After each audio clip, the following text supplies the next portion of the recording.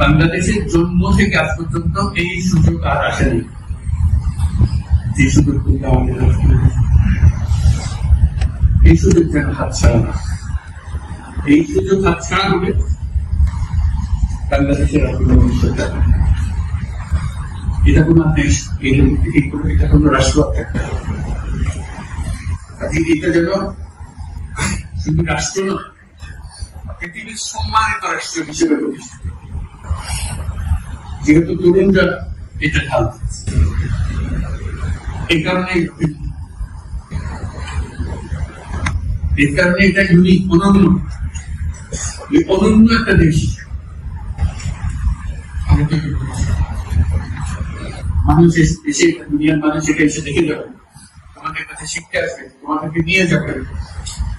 আমাদেরকে বলো কি মন্ত্র দিয়ে তোমরা এটা করেছো, এই মন্ত্রটা তারা শিখতে হবে। সে মন্ত্র হয়তো তোমরাও বের পাচ্ছ, মন্ত্রটা কিভাবে আসে, কিন্তু বিরাট মন্ত্র তোমরা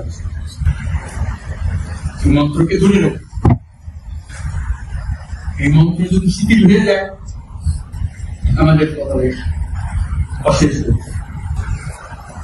সে দুঃখ যেন আমাদেরকে দেখে। তোমাদেরকে অভিনন্দন, তোমরা নিজ নিজ চিন্তায় অনড় থাকা, যে যত পরামর্শ দেয় এটা থেকে বেরিয়ে আসা, এই পরামর্শ তোমাদের চিন্তায় সত্য, তোমাদের চিন্তায় সঠিক,